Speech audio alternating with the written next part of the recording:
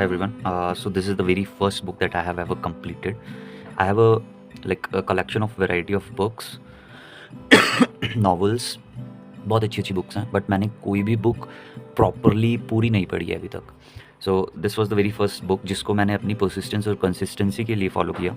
And trust me, it was a very very good choice. It was suggested by one of my friend and I guess that's for that I have learn so many things that I am going to like share with you all.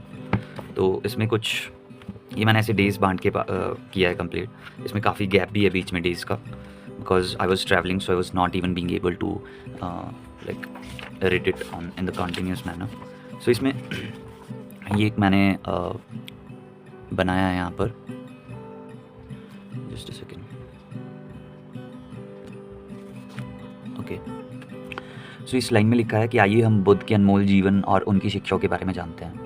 तो ये 563 से लेके 483 BC तक जो है इनका total tenure रहा है. 29 वर्ष की मतलब 29 साल की उम्र में उन्होंने घर छोड़ दिया था और संन्यास ग्रहण करके वो सन्यासी बन गए.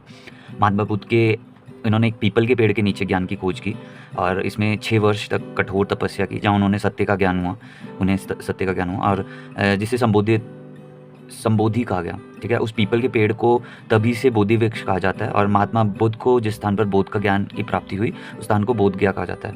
महात्मा बुद्ध ने अपना पहला उपदेश जो है सारनाथ में दिया. वहाँ उन्होंने बौद्ध धर्म की स्थापना की और 483 ईसा पूर्व में कुशीनगर में वैशाख पूर्णिमा के दिन अमृत आत्मा मानव शरीर को छोड़ ब्रह्मांड में लीन हो गए. इस घटना को महापरिनिर्वाण कहा जाता है और इन्होंने 4 सत्यों का उपदेश दिया था, जिसमें जो कि बौद्ध धर्म के अनुसार 4 मुख्य सच्चाइयाँ हैं और हमको हमेशा याद रखनी चाहिए. तो इन सच्चाइयों का ही बौद्ध धर्म के आधार मतलब ये सच्चाई बौद्ध धर्म के आधार हैं जो कि निम्नलिखित हैं. तो पहला था कि संसार में दुख है और दुख का प्रमुख कारण तृष्णा, जिसको बोलते हैं तीव्र इच्छा है. दुखों का समुदाय है, मतलब भिन्न भिन्न प्रकार के दुख हैं और दुखों से बचने का उपाय है. दुखों की समाप्ति के लिए मनुष्य को सद्मार्ग से परिचित होना चाहिए, जिसे महात्मा बुद्ध ने अष्टांगिक मार्ग कहा है. ठीक है, इन्होंने 8 बातें बताई हैं. उसमें समयक दृष्टि, समयक मतलब होता है अच्छी. ठीक है, समयक दृष्टि होनी चाहिए, समयक संकल्प होना चाहिए, समयक वाक होना चाहिए. वाक मतलब जो आपके वर्ड्स हैं वाणी है. समयक कर्म होना चाहिए, समयक आजीव होना चाहिए, the way you are earning eating और समथिंग. समयक व्यायाम होना चाहिए जो आपके शरीर को यौगिक फॉर्म दे रहा है या फिर जो आपके शरीर को मूवमेंट दे रहा है.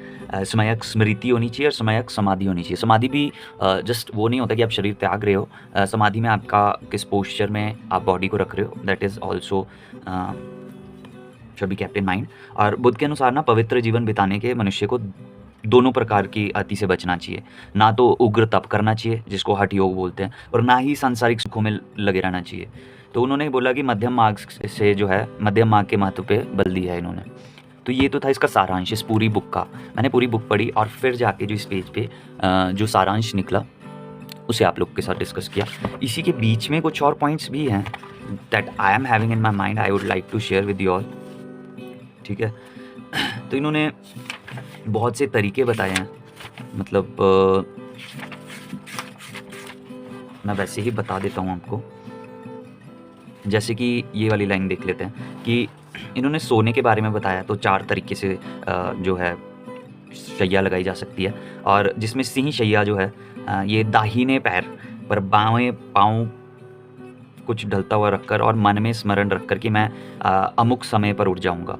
मतलब कि आपको राइट साइड की तरफ को कर्व करके सोना है, जैसे बोलते हैं ना कि राइट साइड की तरफ को सो जाना है. और जब सोना है तो उस टाइम माइंड में ये रखना है कि मैं इस टाइम पे उठ जाऊंगा, और बड़ी सतर्कता से दाहिनी करवट पर सोना.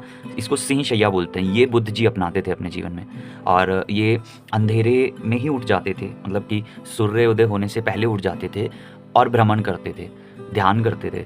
तो ये उनकी कुछ पॉजिटिव बातें हैं. इन्होंने एक और चीज़ कही है कि रात को जो भोजन छोड़ दिया था इन्होंने, या मतलब कि क्योंकि इससे क्या होता था, शरीर में व्याधि कम हो गई थी और शरीर में बल बढ़ गया था, चित्त को शांति मिली इनकी. तो यही ये सजेस्ट करते हैं कि शाम के टाइम या तो कम खाओ या बिल्कुल मत खाओ. एक और चीज़ कही इन्होंने कि तेज़ चलने और आस्ते चलने में 5 गुण और अवगुण हैं. मतलब कि तो ये बोलते हैं कि वो क्या है, तो तो पहले जो धर्म वाक्य ना सुना हो वो सुना जा सकता है जब आप धीरे चलते हो। मतलब कोई कुछ कह रहा है तो आप उस चीज़ को सुन सकते हो और जो सुना हुआ है उस पे संशोधन कर सकते हो, उसके बारे में सोच सकते हो। बल्कि जब आप तेज़ चलते हो तो कोई कुछ बोल रहा है आपको नहीं सुनाई देता है, तो अपनी एक स्पीड है वो धीरे रखनी है, वो एकदम से तेज़ नहीं रखनी है कि आपको कुछ पता ही नहीं लग रहा है सराउंडिंग में क्या चल रहा है। और इन्होंने एक चीज़ और बोली है कि अगर आपके माइंड में कोई चीज़ है जिस पे आप काम कर सकते हो, तो जब आप तेज़ चल रहे हो, आपकी एफिशिएंसी तेज़ चलने में लग रही है, आप उस पे विचार नहीं कर पाओगे। You won't be able to decide in a very few moment, so you should walk slowly, है ना? फिर एक और चीज़ कही है इन्होंने कि कुछ बातों का संपूर्ण ज्ञान मिलता है और जैसे कि भयंकर रोग नहीं होते जब आप आस्ते चल रहे होते हो, और जब आप तेज़ चलते हो तो उससे कुछ चीज़ें ख़राब भी हो सकती है। आपको रास्ते में कोई दोस्त मिल जाता है तो आप उससे बात कर सकते हो जब आप आराम से चल रहे हो, बट जब आप तेज़ चल रहे हो तो आपको दोस्त भी नहीं दिखाई देगा, आप किससे बात करोगे? और ऐसे ही कुछ इन्होंने जो है 5 गुण बताए थे कि ऐसे होना चाहिए। सॉरी, बहुत सारी चीज़ें हैं, बट जो मेन पॉइंट्स मुझे लगे एक जीवन शैली में इंसान जो है अपना सकता है, इनकी कुछ बातें वो यही थी, कुछ जो मैंने अभी शेयर की हैं। इतना भी कर ले कोई इंसान फॉलो तो बहुत पॉजिटिव चीज़ें हैं that we can like do few sort of experiments with our life.